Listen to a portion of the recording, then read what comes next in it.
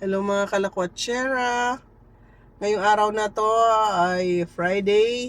Pupunta kami dito sa agriculture. Manghihingi ako ng seedlings kasi naumpisa na namin yung lupa sa San Pablo na i-cultivate. So ready na yung pang taniman. So hingi ako dito sa agriculture. Libre po manghingi ng mga seedlings.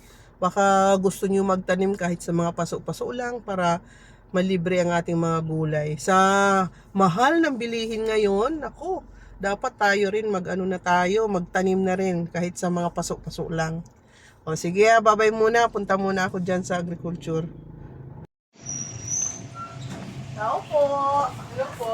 Hi, Ate Carlin. Good morning. Hi. Ano po yun? Manghihingi ulit kami ng seedlings. Okay po. Ito si Ate Carlin. Lagi Hello huminga po. ng seedlings. Talagang ano ba? Napaayos na namin yung mga Teka ko lang ang tataniman. magbinting po. Okay, tatay. Doon na po. Sige po. Dito tayo. Nandito sa bandang dulo yung mga seedlings.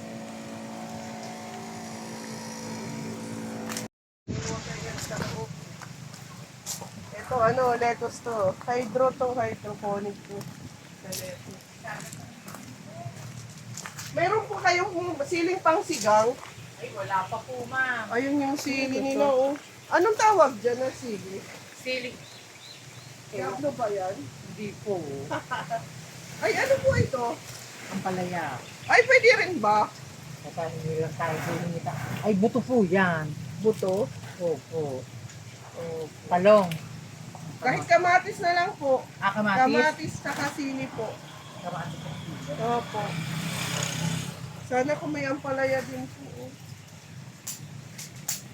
Ay, sayang ito. Ayun, mamaya mabubuhay din yan. Oo, nadilig na eh. Ganun yan. Nakasili. Opo. Ganyan yan pag pag nadiligan, nabubuhay ulit sila. Ayan, oh. Talong yan, ayan, talong. Marami po pa nahihingi. Oo. Ang kamahal ng gulay na ngayon. Ay, opo. Kailangan magtanim na tayo. Hello, good afternoon. Tingnan ko yung mga tinanim ko kahapon. Yung hiningi natin sa sa agriculture. Ito, oh. Ayan na yung sili. Ayan ang mga sili. Okay, sili yan. Tapos yung kabila naman ay kamatis. Dito ang kamatis. Ayan, ayan ang kamatis. Ayan, mga hiningi ko lang yun sa agriculture dun sa Carmona. Pwede namang manghingi eh. Ayan, oh. Ayan. Pati tanglad ito, tanglad. Hiningi ko din ito. Hiningi ko din ito doon sa agriculture. Ayan, tanglad. Tapos ito naman yung bigay ni Mana na igot. Tinanim ko na rin. Ayan yung igot. Tapos may tanim akong mga siling bell pepper naman. Dito naman, binakuran ko kasi inapak-apakan eh. Ayan. Nag-start na sila tumubo eh. Ayan, kaya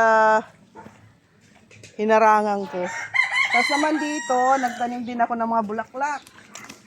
Dito. Wow. Wow. Huwag mo hapakan ha. Ayan, mga bulaklak yan ha. Bulaklak yan, pati ito, bulaklak. Tapos ito, ampalaya naman. Sa pagbalik ko, itatanim ko naman sa lupa na talaga dun sa tatanggalin ko na dyan sa. Ito naman, kangkong naman ito, kangkong. Tinanim ko dyan kangkong. Kangkong? Hinarangan ko rin kasi aapakan nila pag walang harang. Daming batang pumapasok eh. Napasok sa Elyon. Oh? Sa may halaman. Nitapakan yung halaman. Oho. Ayan. Dahil ang basura, kailangan mawala yung basura. Pinagtapunan kasi nila, ginawang basurahan. Up, wag dyan. May mga tinanim dito pala. Ito yung bawang. Bawang yan, bawang. Ayan bawang yan. Dito naman yung mga luya dito. Oo. Luya naman dito. Hanggang dito yung luya. Ayan. So, sili, bawang, tsaka luya. Next week, ayan, tutubo na silang lahat. Tapos nag-ano ako ng dragon fruit. Ayun, dragon fruit.